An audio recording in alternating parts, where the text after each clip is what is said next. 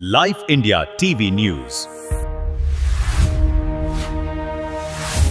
भिवंडी शहरातील टेमघर गावामध्ये पारंपरिक सोनादेवी मातेच्या जत्रेदरम्यान सोशल मीडियावर करण्यात आलेल्या एका कथित व्हिडिओ आणि त्यावरील आक्षेपार्ह शब्दप्रयोगामुळे गावातील काही नागरिकांच्या धार्मिक भावना दुखावल्याचा आरोप करण्यात आला आहे.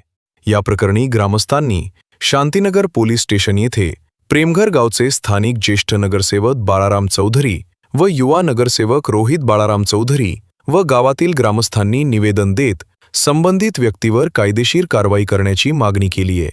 मिळालेल्या माहितीनुसार जत्रेच्या दिवशी देवीच्या गुरु यांच्या व्हिडिओवर सोशल मीडियावर काही आक्षेपार्ह टिप्पणी करण्यात आल्याचा आरोप ग्रामस्थांनी केला आहे. या प्रकारामुळे गावातील वातावरण बिघडू शकते तसेच धार्मिक भावना दुखावल्या गेल्याचे ग्रामस्थांचे म्हणणे आहे.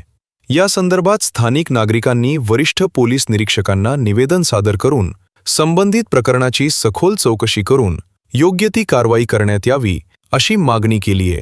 तसेच समाजात शांतता व सलोखा कायम राखण्यासाठी प्रशासनाने लक्ष देण्याचे आवाहनही करण्यात आले. तर यावेळी युवा नगरसेवक रोहित बाळाराम चौधरी या प्रकरणाबद्दल काय म्हणाले पाहूया. काय प्रकार आहे ज्यामध्ये आपल्या सर्वांच्या भावना या ठिकाणी दुखावल्या गेलेल्या आहेत आणि एकंदरीत काय कारवाईची मागणी होती? सर्वप्रथम जय सोनादेवी.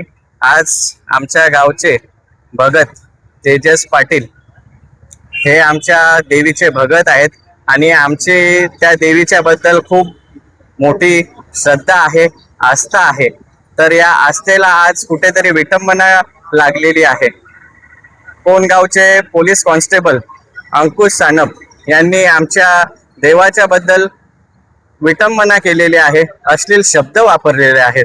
तर आज आम्ही पूर्ण ग्रामस्थ मंडळ टेमघर या ठिकाणी येऊन त्यांच्या विरुद्ध एक अर्ज दाखल करतोय आणि आमची पोलीस प्रशासनाकडे एवढीच मागणी आहे का त्याच्यावर योग्य ती कारवाई व्हावी आणि त्याला सस्पेंड करावं.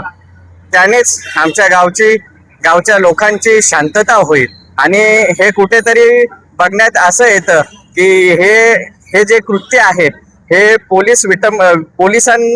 पोलिसांची पण याच्यामध्ये अब्रू जात आहे.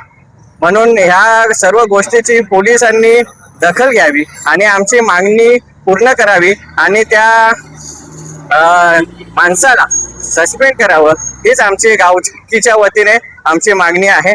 जय सोनादेवी. काय प्रकार आहे आणि काय आमच्या सर्व ग्रामस्थांच्या भावना दुखावल्या गेल्या आहेत. असं नाही बोलायला पाहिजे. ते पोलीस असून जर असं बोलतात तर हे बरोबर नाही, हे खूप चुकीचं आहे. आणि ह्याच्यावरती जे भाऊंनी ऑब्जेक्शन घेतले ते पूर्ण झाले पाहिजे, तरच आमचे गाववाले किंवा गावातली मंडळी शांत होईल.